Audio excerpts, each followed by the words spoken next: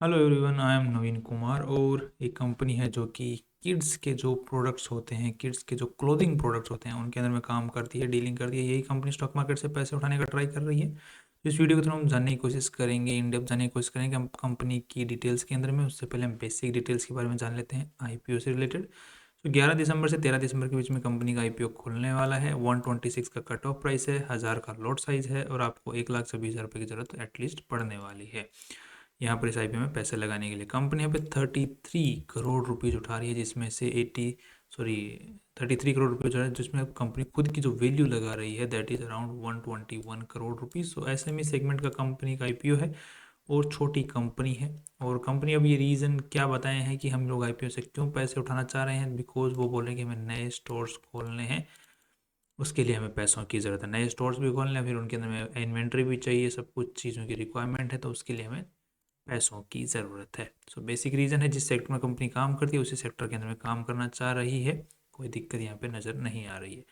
सो अब यहाँ पे कंपनी का अगर हम लोग चीज़ों को देखते हैं तो कंपनी का नाम यहाँ पे है पर्पल यूनाइटेड सेल्स। और यहाँ पर ये पर्पल यूनाइटेड किड्स, ये फ्लैगशिप लाइन जो मतलब इनकी ब्रांड नेम ब्रांडिंग है। इसी तरीके से इनकी और भी ब्रांड नेम्स हैं इनके, जो कि और उन ब्रांड के ये जो प्रोडक्ट्स हैं अलग अलग स्टोर्स के ऊपर बेचते हैं। ऑफलाइन भी बेचते हैं और ऑनलाइन भी बेचते हैं, हर तरीके से बेचने की कोशिश यहाँ पर करते हैं। अब यहाँ पे कंपनी के थोड़ा सा हम आरएचपी के थ्रू जाने की कोशिश कर लेते हैं कुछ और चीज़ों के बारे में। उससे पहले देख लेते हैं कि कंपनी के जो प्रमोटर्स हैं उनके पास में 87% शेयर होल्डिंग थी आईपीओ से पहले, और आईपीओ के बाद में जो है 64% के आसपास में रह जाने वाली है। That's again nice. अब एक बार देख लेते हैं कंपनी का, अगर हम लोग और चीज़ों के ऊपर नज़र डालते हैं तो यहाँ पर 1 सेकेंड ओके। सो 18 करोड़ रुपए कंपनी वर्किंग कैपिटल रिक्वायरमेंट के ऊपर में खर्च करना चाहती है और नए स्टोर्स खोलने के अंदर में 5.5 करोड़ रुपए खर्च करना चाहती है। दैट मीन्स की कंपनी के ऊपर में उधारी बहुत ज़्यादा है, ऐसा नज़र आ रहा है, जो कि रोज़मर्रा का जो खर्चा है वो बहुत ज़्यादा है, जिसका कैश में पेमेंट नहीं आ रहा है, ऐसा कंपनी बोल रही है। मतलब कंपनी के पास में कैश खत्म हो गया। बात सीधी सी ये है। अब नेक्स्ट यहाँ पर देख लेते हैं, तो उस कैश को कंप्लीट करने के लिए कंपनी को आईपीओ के पैसों से मैक्स मोस्टली वहीं यूज़ करने वाली है कंपनी उस कैश को, कुछ ज़्यादा कुछ एक्स्ट्रा नया नहीं कर रही है। अब यहाँ पे कंपनी का जो मेन करता धरता है उनका नाम है जतिंदर देव शेठ, और इनके पास में 57% शेयर होल्डिंग थी आईपीओ से पहले। अब यहाँ पे कंपनी का अगर हम लोग केसेस की बात करते हैं तो टैक्स से रिलेटेड केसेस हैं कंपनी के ऊपर में और प्रमोटर के ऊपर में भी। कंपनी के ऊपर अगेंस्ट में कोई ऐसा कोई रेगुलेटरी वगैरह कुछ केस नहीं है जो कि कंसर्निंग हो। यहाँ पर देख लेते हैं कंपनी की अगर शुरुआत की, अगर हम बात करते हैं किस तरीके से शुरुआत हुई, तो 2014 से शुरुआत हुई है और उसके बाद में इन्होंने अलग अलग कैटेगरीज के अंदर में काम शुरू किया है। ऑनलाइन ऑफलाइन डिस्ट्रीब्यूशन स्टार्ट किया, अपैरल्स और बैग्स कैटेगरी के अंदर में। फिर इनको Disney and metal of kids footwear का वो लाइसेंसिंग मिल गया।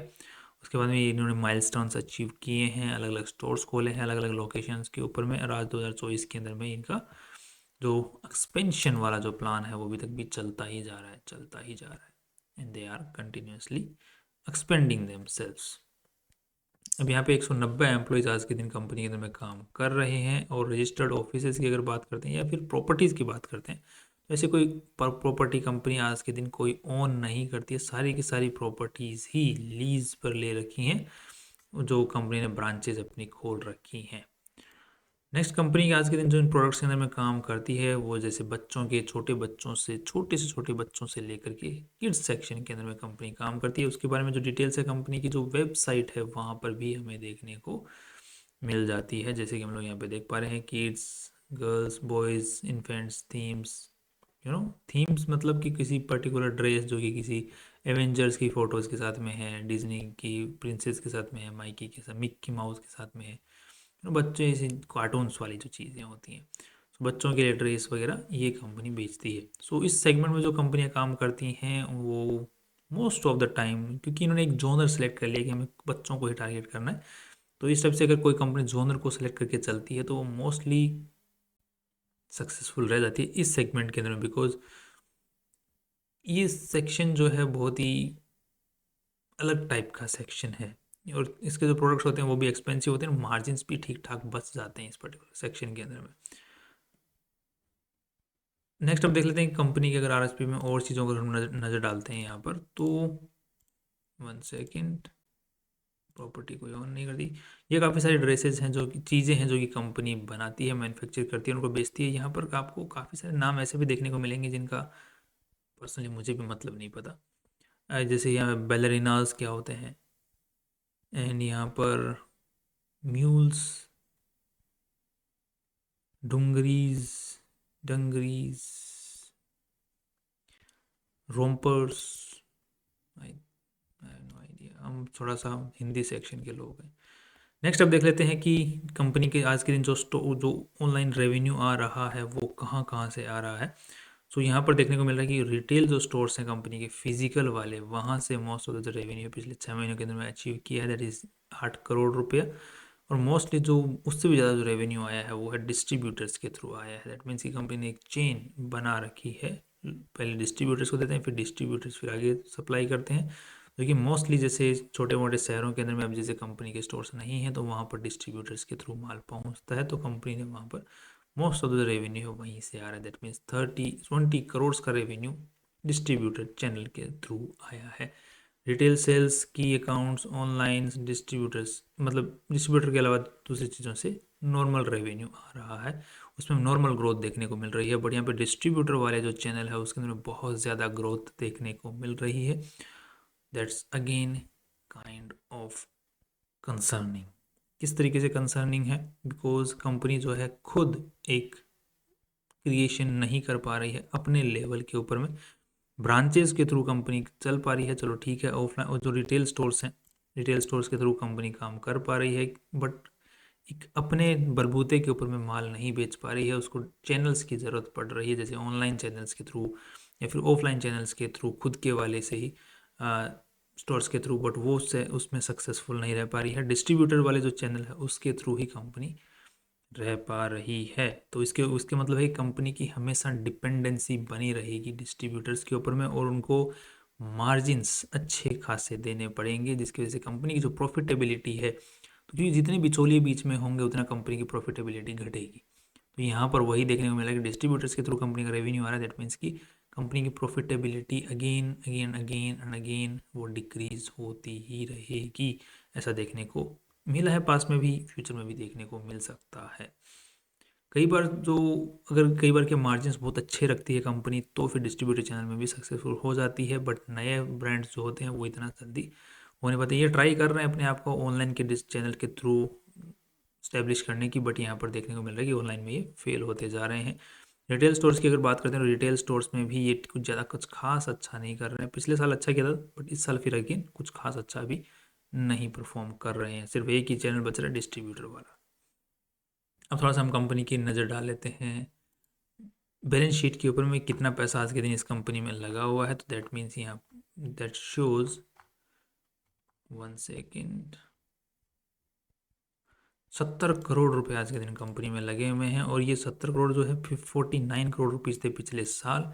इस साल जो है क्या ऐड हुआ है, तो यहाँ पर देखने को मिला है कि कंपनी ने अपनी शेयर कैपिटल बढ़ाई है, जिसकी वजह से कंपनी का रिजर्व्स भी इंक्रीज हुआ है। और रिजर्व्स इंक्रीज होने के पीछे दो रीजन यहाँ पे देखने को मिले। पिछले साल का कंपनी का जो नेट प्रॉफिट है वो भी अच्छा ठीक ठाक निकल के आया यहाँ पे 4 करोड़ रुपए का, और यहाँ पर कंपनी ने अपना रिजर्व भी बढ़ाया है शेयर कैपिटल के थ्रू भी, इक्विटी के थ्रू भी, वो यहाँ पर देखने को मिल रहा है। नेक्स्ट यहाँ पर कंपनी का जो इस पिछले साल के मुकाबले लोन भी बढ़ा है, और यहाँ पर शॉर्ट टर्म लोन बहुत ही ज़्यादा बढ़ा है। सो लोन की वजह से कंपनी का बैलेंस शीट का साइज बढ़ गया है, और दूसरा कंपनी ने और पैसे उठाए हैं शेयर कैपिटल के थ्रू, उसके थ्रू कंपनी का साइज यहाँ पर बैलेंस शीट का बढ़ गया है लगभग 20 करोड़ रुपीज़ से। That's okay. वह पैसा लगा हुआ का है मेनली, बिकॉज अगर इस तरीके से अगर पैसा उठता है तो वो लगता का है, वो सबसे मेन चीज़ है कि वो कहीं अटका हुआ तो नहीं है, कहीं ठहराव में तो नहीं है, कहीं दिक्कत फ्यूचर में कर तो नहीं सकता है, उसका हमें पता करना होता है। तो यहाँ पे प्रॉपर्टी प्लांट एंड इक्विपमेंट जो ब्रांचेस कंपनी खोल रही है उसमें पैसा लगा हुआ है, दैट्स फाइन। इन्वेंट्री का ये जो कंसर्निंग पॉइंट है ये सबसे बड़ा कंसर्निंग पॉइंट है। देखिए पिछले अगर हम लोग डेटा को देखते हैं तो यहाँ पर इन्वेंट्री जो है कंपनी ठीक ठाक मेंटेन करते हुए चल रही है, बट यहाँ पर अचानक से इन्वेंट्री बहुत ही ज़्यादा बढ़ गई है। ये एक कंसर्निंग पॉइंट देखने को मिलता है इस टाइप के ब्रांड्स के अंदर में, कि इन्वेंट्री इनकी बहुत ज़्यादा बच जाती है, और मोस्ट ऑफ द जो इनका नेट प्रॉफिट्स जो होते हैं वो इन्वेंट्री की फॉर्म में ही होते हैं, कैश की फॉर्म में नहीं होते हैं।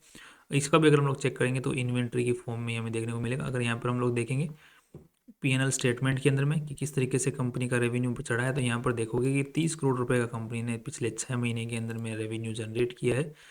23 करोड़ रुपए का कंपनी का खर्चा हो गया, बट 10 करोड़ की इन्वेंट्री बच गई।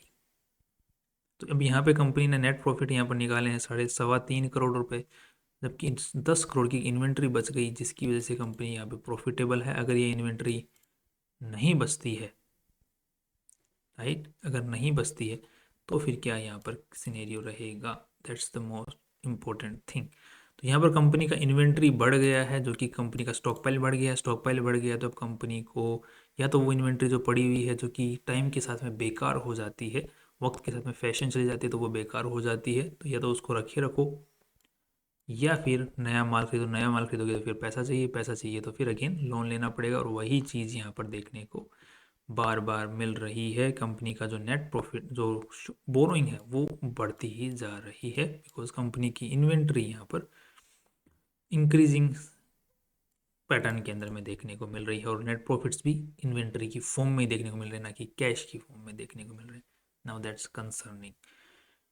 ट्रेड रिसीवेबल्स की अगर बात करते हैं तो यहाँ पर कंपनी का ट्रेड रिसीवेबल्स अच्छा खासा है, लगभग आधा 50% कंपनी का जो बैलेंस शीट का साइज है वो ट्रेड रिसीवेबल्स की फॉर्म में। देन अगेन शोज की कंपनी को पैसे आ नहीं रहे हैं।